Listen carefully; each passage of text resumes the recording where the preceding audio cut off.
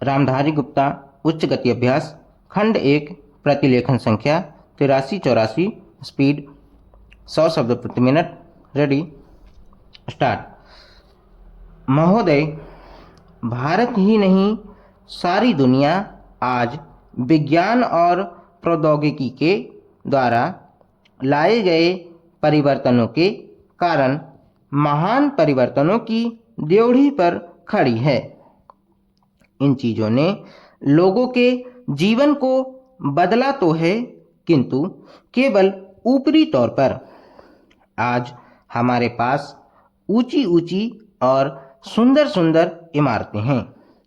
खेती बाड़ी के कुछ आधुनिक तरीके भी हमें मालूम हैं, लेकिन आज हमें एक नए प्रकार के मानव की आवश्यकता है।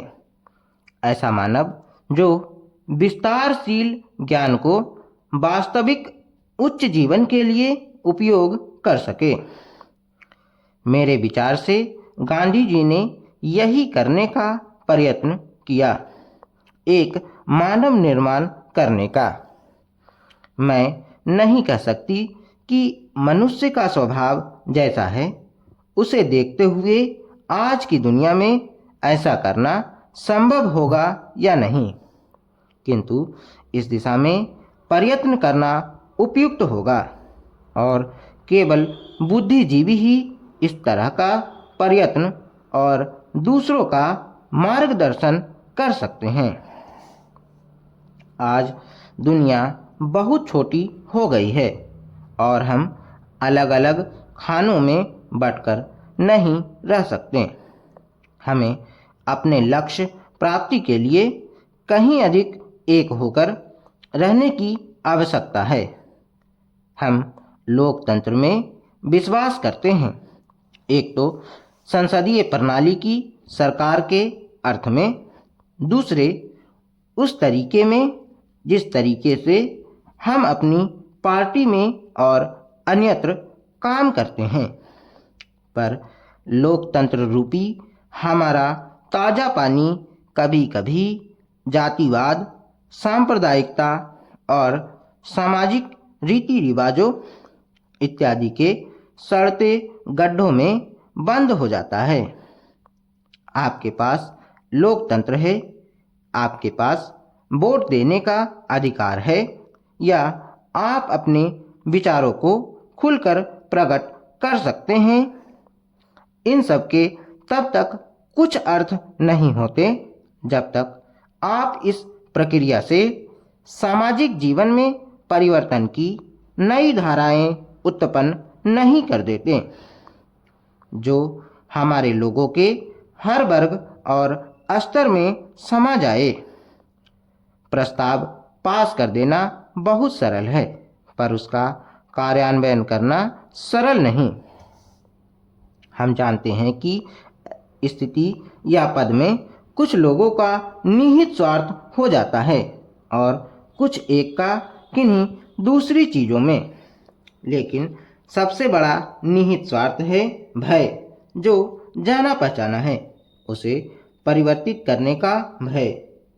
हम जानते हैं कि अमुक चीज़ बुरी है, फिर भी हम उसे परिवर्तित करने से डरते हैं। लेकिन आज हम इस तरह बड़े बड़े परिवर्तनों के बिना वास्तव में जीवित ही नहीं रह सकते। हम परिवर्तन लाए कैसे? हम लोगों का इस बात का विश्वास दिलाएं कि परिवर्तन आवश्यक है।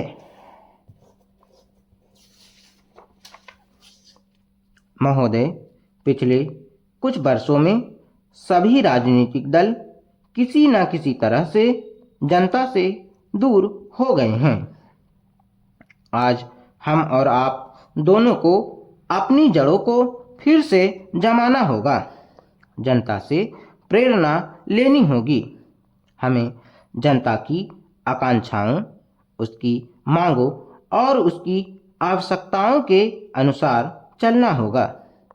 अपने देश के विशाल आकार के कारण यह बहुत बड़ा काम है, लेकिन उस आदमी के लिए कुछ भी असंभव नहीं जिसने कुछ करने के लिए कमर कस ली हो। कुछ देशों में लोग चढ़ने के लिए पहाड़ों की ऊंची से ऊंची चोटियों की तलाश में रहते हैं ताकि उनके मन और काम की चुनौतियों का समाधान हो सके। कुछ दूसरे छोटी छोटी नावों में सागरों और महासागरों को पार करने के लिए निकल पड़ते हैं। ये सब असाधारण उद्यम हैं, किंतु हमारी चुनौतियां तो हमारे दरवाजे पर ही दस्तक दे रही हैं। हमें ऊंचे ऊंचे पर्वतों पर या गहरे सागरों तक जाने की आवश्यकता नहीं। हमारे हर गांव में गरीबी है और घर घर में जात पात है। ये वे पर्वत हैं जिन पर हमें चढ़ना है और ये वे महासागर हैं जिन्हें हमें पार करना है। मुझे मालूम है कि हम में वह शक्ति है, मैं जानती हूँ कि हम में क्षमता है। केवल प्रश्न है करने का, और मैं आशा करती हूँ कि यह सम्मेलन उस दिशा में ले जाने वाला एक छोटा सा कदम होगा। आदमी के चंद्रमा पर पहुंचने के बाद किसी ने कहा था कि वह कदम रखने वाले के लिए छोटा सा कदम है, किंतु मानव जाति के लिए बहुत बड़ा कदम था। अतः मेरे विचार से आप कह सकते हैं कि आपके लिए यह छोटा कदम होगा, लेकिन यदि आप सफल हुए तो भारत के लिए यह महान कदम होगा। मैं आशा करती हूँ कि आप इसे ध्यान में रखेंगे और दूसरों में उत्साह पैदा कर सकेंगे, क्योंकि किसी भी तरह की उपलब्धि के रास्ते में सबसे बड़ी बाधाओं में से एक है हमारे बुद्धिजीवियों, हमारे पत्रकारों इत्यादि में व्याप्त अविश्वास या संदेह वृत्ति। इस बाधा को हटाना होगा। हमें अपने उत्साह को पुनः स्थापित करना होगा और उससे उत्पन्न होगा वह साहस, धैर्य और संकल्प शक्ति जो उन बहुत सी चीज़ों को प्राप्त करने के लिए आवश्यक है, जो हमें प्राप्त करनी ही चाहिए। जब कभी राजनीतिक जीवन और बौद्धिक जीवन में निकट का संबंध रहा है तो दोनों को लाभ पहुंचा है।